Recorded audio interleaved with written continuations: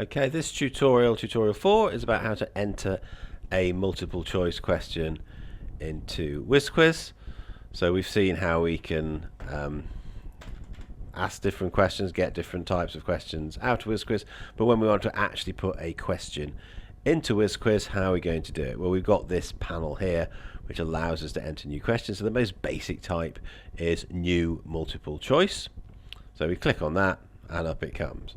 So just going to do a very simple example.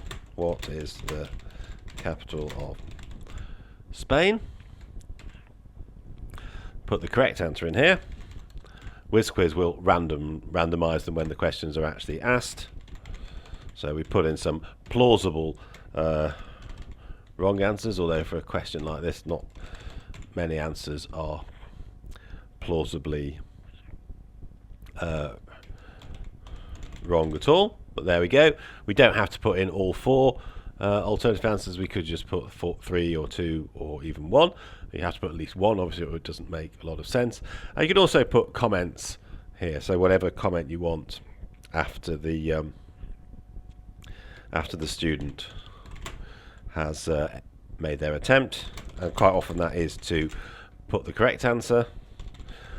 In a mathematical question, it might also be to put some working as well, so you can put a full working for the question, so if the student doesn't get it right, they then see what they should have done and what the working is. Then probably, or possibly the most important thing, is to put the keywords in here. Without putting keywords in, nobody will ever find it. Okay, so not a bad geography, not a bad idea for a keyword. Spain, so anybody asks questions about Spain, they will find it. Anybody has questions about geography, they will find it. But also, you might want to sort of, in a sense, conceal it or just set it up in such a way that you can control which students see it. So you might just put your initials in, and if you just want to do a test on a particular day, okay, you could put the date in like that. So now, anybody looking for geography questions might find it. Anybody looking for questions about Spain might find it, but also I could set a test just for my students and just say you just use that keyword, and then they'll just get these questions I've put in on that keyword. So there's different ways tactically you can use the keywords to make sure that the students get the questions you want them to get. Okay, so when somebody puts keywords in to search for questions, if they put in just DAH, it will still find that keyword. If they put in just jog instead of geography, it will still find that keyword. If they put in Spanish, it won't find that, because it's just looking for a subset of letters within each keyword. So whenever you put a space in, it's saying, you know, a separate keyword, and then whatever keywords the student puts in here, it will try and find a subset of characters within that keyword.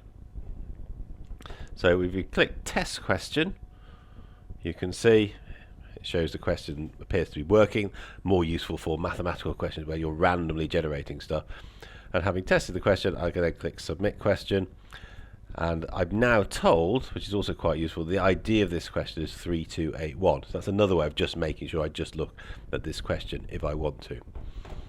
Okay, so having submitted it, I can either click the cross up there to clear the pop-up, or click there to clear the pop-up.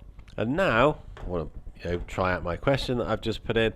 So the easiest thing to do would be to use the ID there that I've just been given. Obviously I've forgotten that, so I'm going to use the DAH 2020213, which I put in as the keyword, and that the only question in the whole database that has that keyword will be the question I've just put in. So there you go. Click Madrid, the right answer. Just to check the wrong answers are working correctly, I could just keep doing it. Okay, so you can see it's also correctly identifying the wrong answer.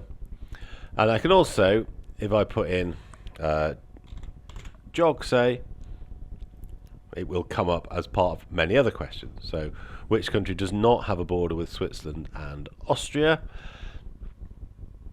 Well, Liechtenstein has a border with both Switzerland and Austria. Germany does. Italy does. I think it's France. Clearly doesn't. Okay, and I'll just get lots of different geography questions. Which of the following countries is landlocked? Chad. okay, etc. And eventually my question that I put in will come up. If I put in Spain, as it so happens that we don't have questions on Spain, it's probably the only question in there with that question. Okay, so that's how we set up a multiple choice question.